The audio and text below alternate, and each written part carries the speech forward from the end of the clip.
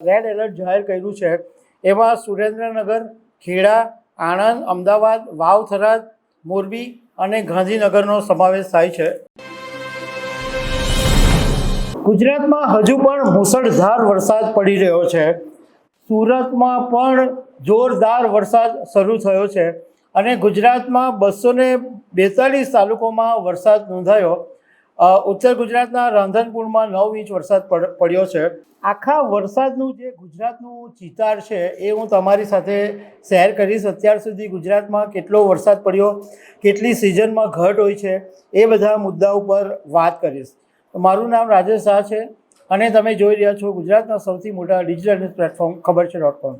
ગુજરાતમાં આજે સવારે 6 વાગ્યાથી 2 વાગ્યા સુધીમાં લગભગ 242 તાલુકાની અંદર વરસાદ પડ્યો અને પાટણના રાંધનપુરમાં 9 ઇંચ વરસાદ પડ્યો। સુરતમાં હજુ ખાડીપુરની સ્થિતિ છે એ વિકટ છે અને સુરતમાં બપોરે એકદમ શાંત હતું, તડકો પડી ગયો હતો, પરંતુ 4:30 પછી પાછો ધમાકેદાર વરસાદ શરૂ થયો।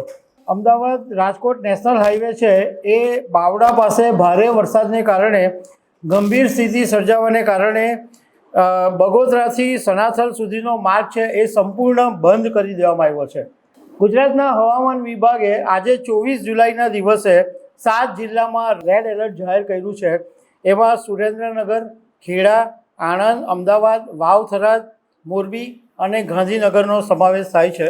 25 જુલાઈએ રેડ એલર્ટ કોઈ જગ્યાએ નથી, પરંતુ ઓરેન્જ એલર્ટ 2 જિલ્લામાં છે, સાબરકાંઠા અને અરવલ્લીમાં। અને 25 જુલાઈએ યલો એલર્ટ છે વાવ, થરાદ, બનાસકાંઠા, પાટણ, મહેસાણા, સુરેન્દ્રનગર, અમદાવાદ, ગાંધીનગર, ખેડા, મહીસાગર, પંચમહાલ, દાહોદ, બોટાદ, ભાવનગર, ભરૂચ, સુરત, નવસારી, વલસાડ, દમણ અને દાદરા નગર હવેલી। અમદાવાદની અંદર અત્યારની જે સ્થિતિ છે એ ધ્યાનમાં રાખીને 25 જુલાઈ એટલે કે આવતીકાલે પણ શાળા કોલેજોની અંદર રજા જાહેર કરી દેવામાં આવી છે અને આજે 24 જુલાઈએ અમદાવાદ મુંબઈ રૂટની 16 જેટલી ટ્રેનો છે એ રદ કરી દેવામાં આવી છે।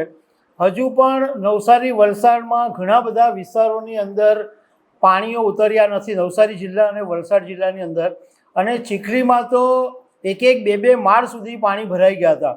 નવસારીના ગણદેવીની અંદર વાયુસેના દ્વારા એરલિફ્ટ કરવામાં આવ્યા, 30થી વધારે માણસોને વિમાનમાં બેસાડીને બહાર કાઢવામાં આવ્યા જે લોકો ફસાયા હતા। હવે જે પ્રમાણે એક વિન્ડીઝનો મેપ સામે આવ્યો છે એમાં એવું અત્યારે બતાવવામાં આવી રહ્યું છે કે જે વરસાદ છે એ ભાવનગર, રાપર એ તરફ વાદળો ઘેરાયેલા છે અને જે વાદળો છે એ 25 જુલાઈએ અમદાવાદથી ભરૂચ સુધી પાછા આવતા બતાવાઈ રહ્યા છે, પરંતુ ભરૂચથી પાછા ફરી રહ્યા છે। એ પછી ઉત્તર ગુજરાત અને સૌરાષ્ટ્ર પર જવાની શક્યતા છે। હવે ઝોન વાઇઝ વરસાદ જોઈએ તો દક્ષિણ ગુજરાતમાં લગભગ 30 ઇંચ જેટલો વરસાદ પડી ગયો છે સિઝનનો। સૌરાષ્ટ્રમાં 9.3 ઇંચ, મધ્ય ગુજરાતમાં 6.5 ઇંચ, ઉત્તર ગુજરાતમાં 4.2 ઇંચ અને કચ્છમાં 0.7 ઇંચ। મતલબમાં આ આંકડા પરથી આપણે જોઈએ કે ગુજરાતની અંદર સૌથી વધારે વરસાદ દક્ષિણ ગુજરાતની અંદર પડી ગયો છે। હવામાનના જાણકાર અંબાલાલભાઈ પટેલે એવું કીધું હતું અમારી સાથેની વાતચીતમાં કે દક્ષિણ ગુજરાત હવે ભારતનું ચેરાપુંજી બની ગયું છે અને સૌથી ઓછો વરસાદ છે એ કચ્છની અંદર પડ્યો છે। હવે એવરેજ વરસાદ જે સિઝનમાં હોવો જોઈએ એની કમ્પેરિઝન જોઈએ તો દક્ષિણ ગુજરાતની અંદર આ સમયગાળામાં સિઝનનો વરસાદ 75 ઇંચ જેટલો હોવો જોઈએ, એને બદલે અત્યારે 30 ઇંચ સુધી પડી ગયો છે, એટલે હજુ પણ 45 ઇંચની ઘટ છે। મધ્ય ગુજરાતમાં 40 ઇંચ જેટલો વરસાદ સિઝનમાં પડે પણ અત્યારે હજુ 7 ઇંચ જેટલો જ પડ્યો છે, એટલે હજુ પણ 33 ઇંચ જેટલી ઘટ છે। ઉત્તર ગુજરાતમાં 32 ઇંચ વરસાદની જરૂર હોય છે, સામાન્ય ચોમાસામાં એટલો વરસાદ પડે પણ 4 ઇંચ જ પડ્યો છે, એટલે હજુ 28 ઇંચની ઘટ છે।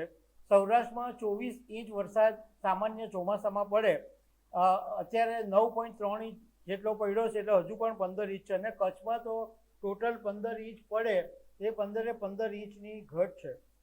ગુજરાતની અંદર વાત કરીએ તો ગુજરાતમાં લગભગ 33 ઇંચ જેટલો વરસાદની એવરેજ આ સિઝનમાં જરૂર પડતી હોય છે, પરંતુ એને લગભગ 75% જેટલો વરસાદ ઓલરેડી ગુજરાતમાં પડી ગયો છે અને હજુ 25%ની ઘટ છે.